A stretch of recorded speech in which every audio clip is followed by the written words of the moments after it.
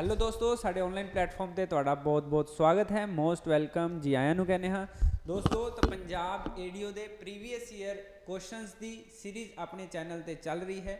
ਬੱਚੇ ਬਹੁਤ ਪਿਆਰ ਦੇ ਰਹੇ ਹਨ, ਬਹੁਤ ਵਧੀਆ ਵਧੀਆ ਕਮੈਂਟਸ ਆ ਰਹੇ ਹਨ, ਬਹੁਤ ਬੱਚੇ ਸਾਡੇ ਨਾਲ ਜੁੜ ਵੀ ਚੁੱਕੇ ਹਨ। ਬਟ ਕਾਫੀ ਬੱਚਿਆਂ ਦਾ ਡਾਊਟ ਹੈ ਕਿ ਸਰ ਐਗਜ਼ਾਮ ਕਦੋਂ ਹੋਏਗਾ ਤੇ ਐਗਜ਼ਾਮ ਤੋਂ ਪਹਿਲਾਂ ਸਾਡਾ ਸਿਲੇਬਸ ਵੀ ਪੂਰਾ ਹੋਏਗਾ ਜਾਂ ਨਹੀਂ ਹੋਏਗਾ। ਤਾਂ ਤੁਹਾਨੂੰ ਇੱਕ ਪੂਰੀ ਯਕੀਨ ਨਾਲ ਪ੍ਰੋਮਿਸ ਹੈ कि फरवरी एंड तक ਤੁਹਾਡਾ पूरा सिलेबस हो जाएगा। तो पूरा मान के चलो कि मार्च एंड तक या अप्रैल तक ਤੁਹਾਡਾ एग्जाम जाएगा। हजे एग्जाम ਦੇ कोई चांस नहीं ਹਨ, ठीक है। तो ਤੁਹਾਨੂੰ मैं ਦੱਸਦਾ कि अपने ਕੋਲ पूरा ऑनलाइन बैच मिल जाएगा। ਤੁਹਾਡੇ ਕੋਲ ਸਾਡੀ ऐप है, ऐप ਦਾ लिंक डिस्क्रिप्शन ਵਿੱਚ है। पूरा स्टडी मटीरियल मिल जाएगा। ਤੁਸੀਂ एक WhatsApp करके पूरी जानकारी ले सकते हो। कोई लिंक चाहिए है, टैलीग्राम का लिंक है, टेस्ट सीरीज है, मतलब सब कुछ पंजाब एडियो की पूरी बेस्ट टीम एक चीज़ ਤੁਹਾਨੂੰ बेहतरीन तरीके नाल ऐप विच करा रही है। टेस्ट सीरीज रेडी हो रही है, सब कुछ ਤੁਹਾਨੂੰ मिलेगा ऐप ਦੇ ਵਿੱਚ। सब कुछ ਤੁਸੀਂ ਲੈ ਸਕਦੇ ਹੋ, किसी प्रकार का कोई डाउट नहीं रखना है। ਤੁਸੀਂ क्वालिटी ਜਿਹੜੀ है क्लासां तो डेमो क्लासां तो प्लेलिस्ट ਵਿੱਚ जाके सारी चेक कर सकते हो, ठीक है दोस्तों। फिर भी ਤੁਹਾਡੇ कोई भी रह जाती है मन ਵਿੱਚ ਗੱਲ ਤਾਂ ਤੁਸੀਂ कमेंट करके पूछ सकते हो, ठीक है। तो लवाओ दी क्लास, ठीक है।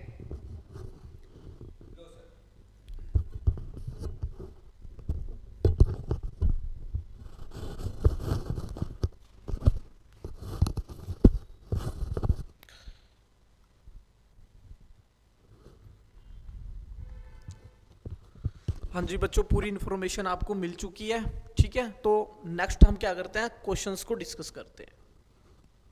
तो हमने कल क्या किया था, जो पिछला सेशन था हमने 7th पार्ट को डिस्कस किया था। जो आज का सेशन रहेगा वो रहेगा 8th पार्ट पे, ठीक है जी।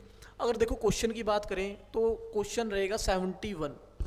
तो डायरेक्ट पूछा गया है the average oil content in मेज ग्रेन, ठीक है। तो यहाँ पे मेज ग्रेन में ऑयल कंटेंट पूछा गया। अगर देखो ऑयल कंटेंट की बात करें तो जो रेशियो रहती है तो वो कितने परसेंट रहती है, 3 to 4% रहती है ऑयल कंटेंट की। ऑयल कंटेंट की इन मेज, ठीक है। तो अगर हम ऑप्शंस को देखें, ऑप्शंस फर्स्ट में बताया गया 4%, बी ऑप्शन में है 8%, सी में है 12%, डी में है 16%। अगर बात करें 3 to 4 रेशियो क्या रहती है, परसेंटेज रहती है, तो यहां से डायरेक्ट आंसर क्या रहेगा, 4% आपका आंसर रहेगा। कभी भी बात करें 8% नहीं होती, 12% भी इतनी नहीं जाती, 60% भी नहीं जाती। हाँ जी। अगर नेक्स्ट क्वेश्चन की बात करें, the ratio of weight,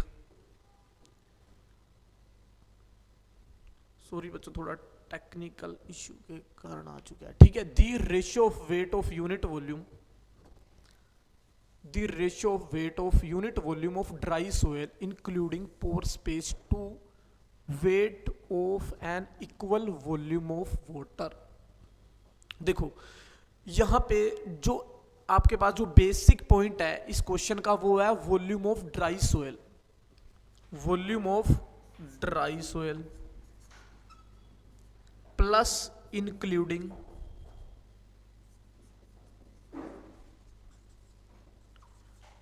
of pore space. अब यहां पे एक चीज फोकस देने वाली है कि ड्राई सोयल तो है, बट आपको क्या करना है, इंक्लूड भी आप कर रहे हो पोर स्पेस को, ठीक है जी। और with respect to weight of equal volume of water, equal volume of water के रिस्पेक्ट में अगर हम देखें ड्राई सोयल को, ठीक है, तो वो किस ग्रेविटी की बात होती है, तो वो होती है अपरेंट स्पेसिफिक ग्रेविटी, ठीक है जी। तो आंसर डायरेक्ट हमारे पास क्या रहता है, अपेरेंट स्पेसिफिक ग्रेविटी आंसर रहता है, ठीक है जी। अगर बात करें रियल स्पेसिफिक ग्रेविटी की, तो रियल स्पेसिफिक ग्रेविटी में क्या होगा, बेसिकली इसको बोलते हैं हम रियल डेंसिटी के नाम से भी जानते हैं, रियल डेंसिटी के नाम से भी जाना जाता है। देखो होता क्या है बेसिकली, अगर बात करें यहां पे सॉलिड पार्टिकल्स का वेट लिया जाता है, या बोल सकते हो weight of solid particles including total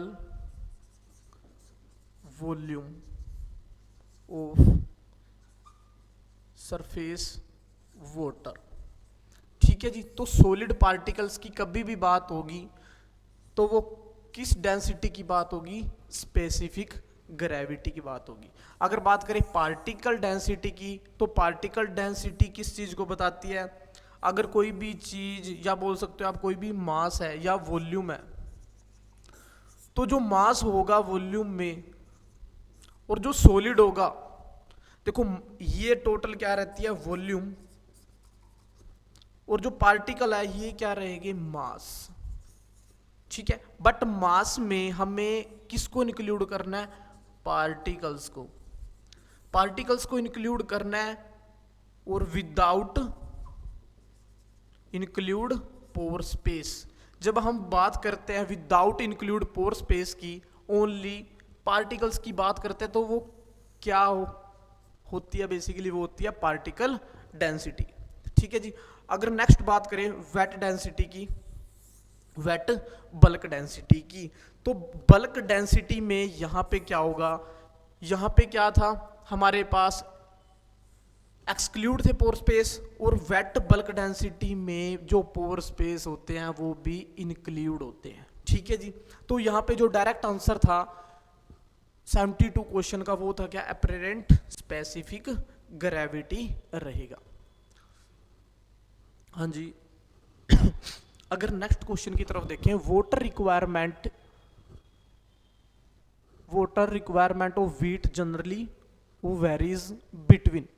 ठीक है जी, अगर बात करें वाटर रिक्वायरमेंट कितनी रहेगी व्हीट में जनरली, अगर देखो अगर डाटा के हिसाब से देखें तो हमारे पास रहती है 400 से 650 mm की क्या रहती है? रिक्वायरमेंट रहती है। तो यही चीज हमें क्या देखनी है? ऑप्शंस में देखनी है क्या है या नहीं है। ठीक है जी, अगर देखो फर्स्ट ऑप्शन की बात करें 200 से 300 mm क्या रहता है? वाटर दिया गया।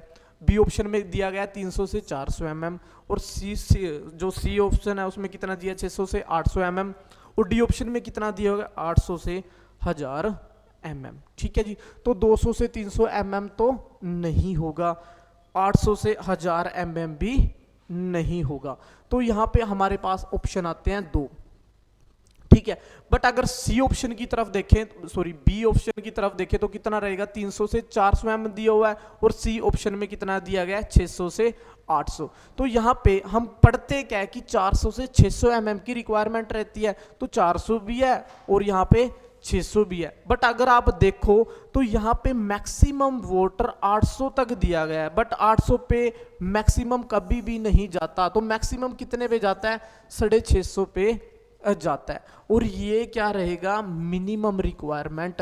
अगर किसी भी क्रॉप की मिनिमम रिक्वायरमेंट दे रखी है वाटर की, तो वो बेसिकली उसकी क्या मानी जाती है? मैक्सिमम मानी जाती है। इस चीज को आपको ध्यान में रखना है। तो ऑप्शन 800 भी नहीं रहेगा, तो ऑप्शन क्या रहेगा आपका? बी रहेगा। 300 से 400 mm बेसिकली क्या रहता है? वाटर की रिक्वायरमेंट रहती है व्हीट में। अगर हम बात करें 74th क्वेश्चन की, which herbicide kill all type of weed. देखो वो हर्बिसाइड बताइए जो क्या करेगा? किल कर देगा ऑल टाइप्स ऑफ वीड को।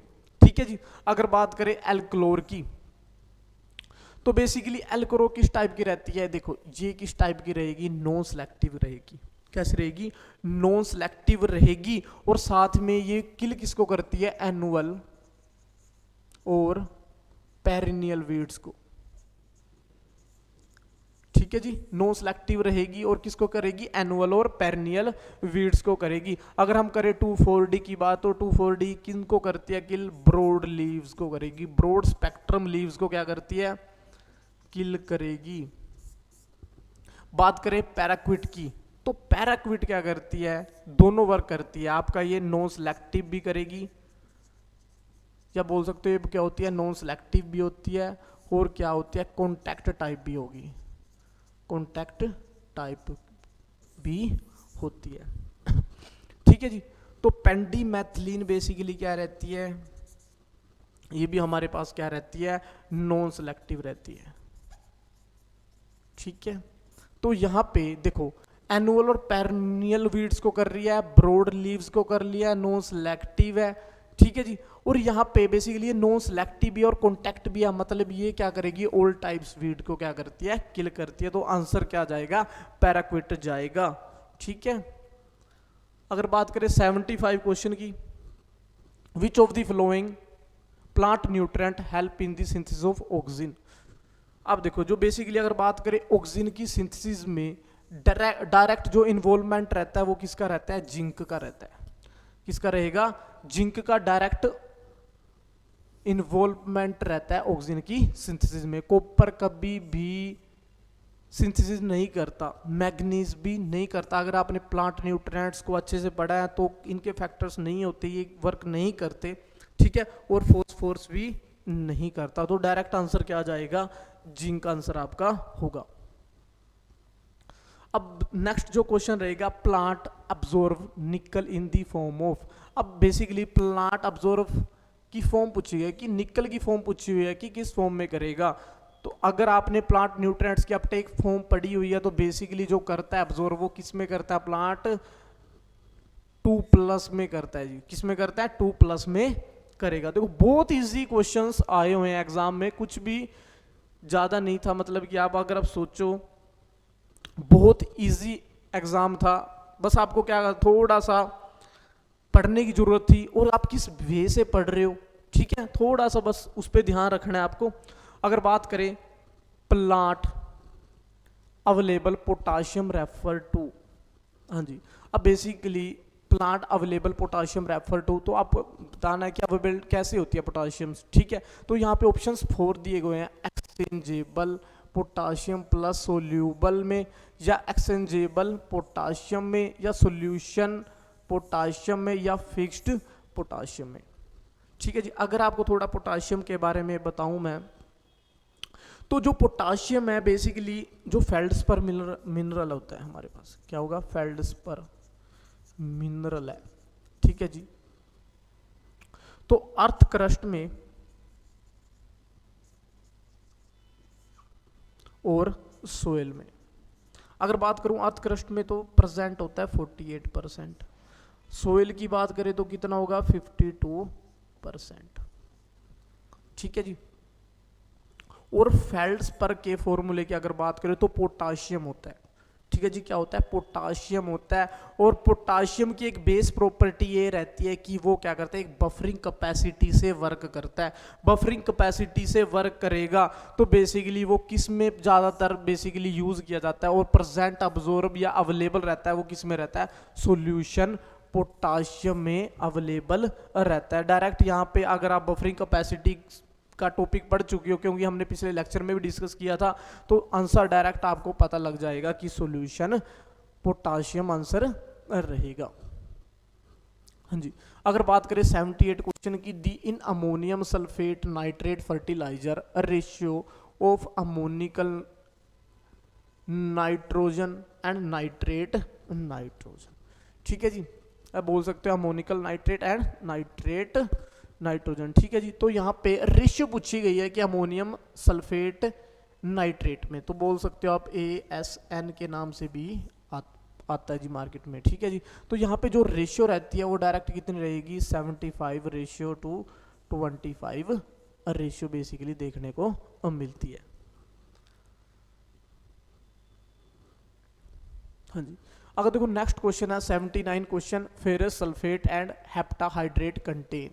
तो यहाँ पे हेप्टा की बात हुई है ना कि मोनो की बात हुई है।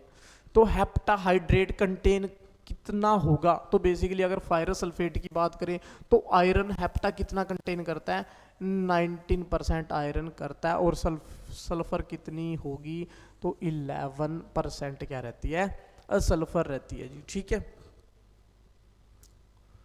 देखो अगर नेक्स्ट क्वेश्चन की बात करें, leaf colour chart indirectly tells us the status.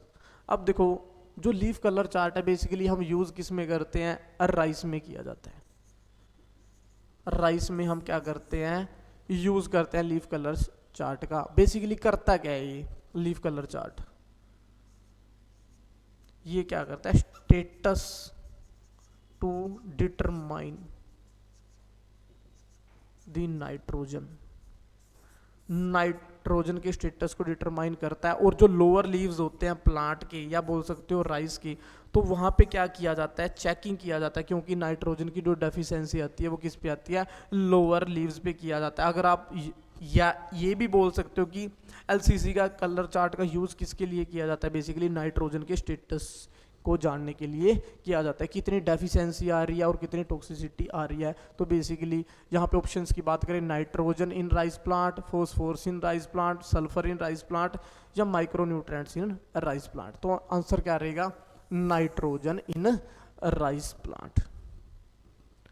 ठीक है जी। तो देखो आज के सेक्शन में हमने इसी के बारे में चर्चा किया है कि क्वेश्चंस को कैसे आपको हैंडल करना है। देखो क्वेश्चंस बहुत ज़्यादा क्या रहते हैं, इजी रहते हैं, बट ये देखना है कि आप पढ़ते कैसे उनको।